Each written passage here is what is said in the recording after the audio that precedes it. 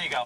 And I'm sorry? Oh, how are we doing this? Should I? You know what I'll do is you can sit here, AJ, okay. And Jason, I'll open up the bag for you. Perfect. Oh my gosh, this is so cool. Yeah. All right. Oh my god, how funny that's usually. Oh, that is so cool. All right, AJ. There you are. Great to have you here. It's great to be here. Thank you very much for, letting me take you to the parade today. No problem. And who is this handsome gentleman? Nah, who is this character? Somebody we picked up on the street. Yeah. Really? Jason Griswold. Uh-huh. Along for the ride. Now, where are you from, Jason? I'm originally from Baltimore, Maryland. Okay. And I moved to Boston in September. Right. And so I'm working And also there. actually lives down the road, too. Yeah. Oh, really? Your family's... My family has a house right down the road. Okay. So is it fair to say that you guys are boyfriend, girlfriend? I think it's fair. Pretty safe to say. Safe to say. Yeah. So what do you think about all this? I think, like AJ says, it's kind of hard to describe. And it really is. After being over in Nagano and sharing her experiences with her, I think it's just unbelievable to come back here and to link the two, to be over there and come back here and people, are just so impressed, right, enthusiastic, and it's just incredible. It's so nice that he was over there because I think it's an experience that I don't think anybody on our team can describe. I mean, we've tried, and I think we pretty much relayed how emotional it was and kind of conveyed those emotions through TV and everything. But it's an experience. I mean, if he wasn't there, I'd never be able to describe it to him. Really? That's true. So what was it like? Why don't you tell me a little bit about it? Well, to be honest, just to be over there was incredible. I mean, the opening ceremonies were so emotional. Just walking into the parade, and we're just walking around, and it was just, we were looking around going, oh my God, what are we doing here? How did we get here? And all the hard work seemed so distant. We were kind of like, God, this seems so easy. And then suddenly we realized, oh, actually, no, we had to go through quite a bit to get here. And it just was so easy to forget that and be like, God, look at the privileges and everything that we've been given.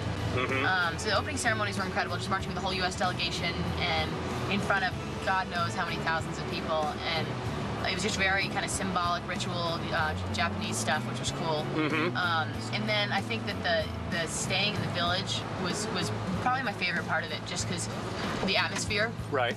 Just, I think staying with all the different U.S. athletes. I mean, we all, have the same clothes, so we can pick each other out pretty easily. Right. But then, even beyond that, the other countries, the other sports. I mean, there were just people that have done such different things to get there, different training regimens, different tryout processes, and we all were there for the same reason, but yet we'd taken such different roads to get there that it was just really cool. And luckily we finished on the 17th.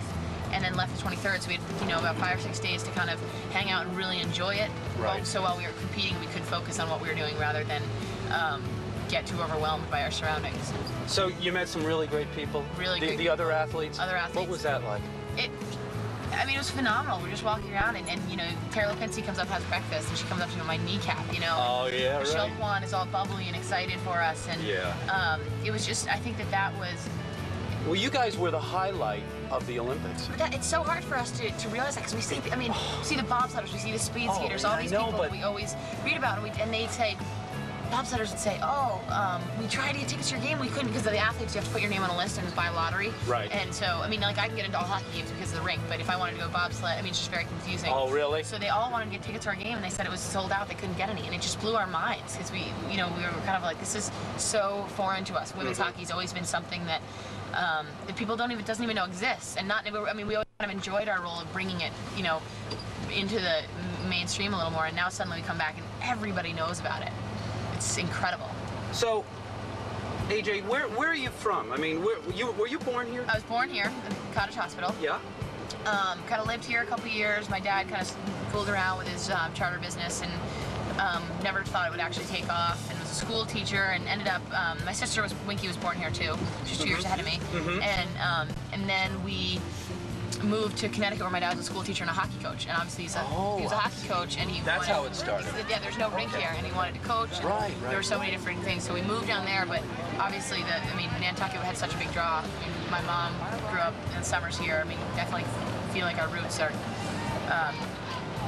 here in Nantucket, so we kind of did the summer thing here, but it ended up being spring and fall weekends, Thanksgiving, Christmas. I mean, every time we got a chance, we'd come here. And now it's just so exciting to me that they're building a rink, and it just, I wish it was 20 years ago. Then, well, I mean, I had a great time. Are you going to help Nantucket Ice out in some I mean, way? I'd love to. If there's anything I can do, my mom's done quite a bit. She's been on the major gifts committee and been raising lots of money. But it sounds like they're hopefully going to start building soon. But I can't wait. I mean, I'd love to do anything that I can.